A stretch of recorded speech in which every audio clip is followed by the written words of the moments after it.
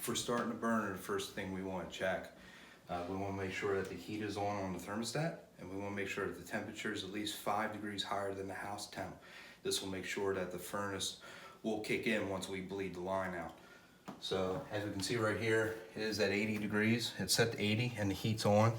So we've got plenty of temperature room. All right, before we even go to the furnace, we want to make sure the oil burner switch is on. If it's off, we won't have any power and we won't be able to start a furnace at all. So we want to make sure the switch is on. That way it has power. And get it prepped.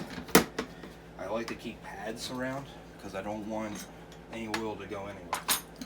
So usually I'll leave one folded here, and then I'll put one actually right under this little valve.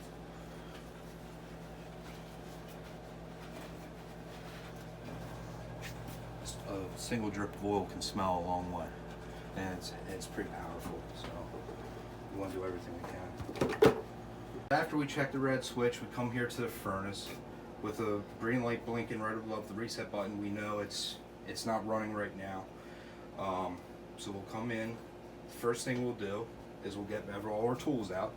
So we have a 3/8 wrench, a little hose, and a container just for the oil to go into. It can be a small container like this, an empty soda bottle, or some people just use a bowl. Anything that it can go into. We put down a couple pads because we don't want oil to get on we don't want it to get on the surface. We don't want it to get onto the actually inside here because it does smell and it will leave a strong odor. So we want to do everything we can to make sure we catch it and keep it. First thing we'll do,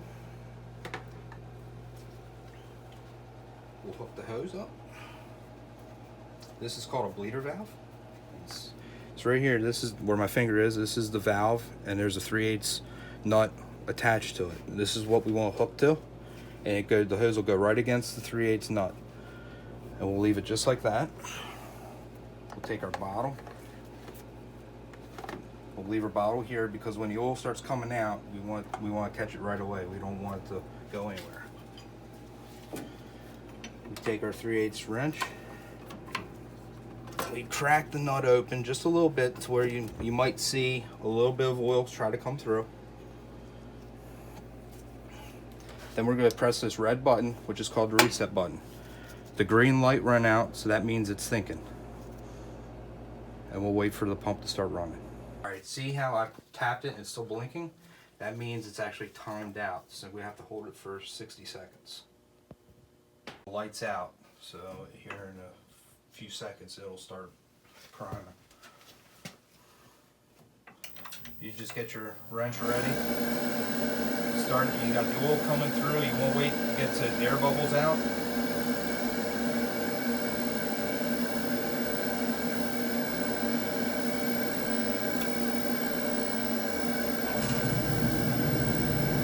And it fired. Usually just attach the line, just drain it into your bottle.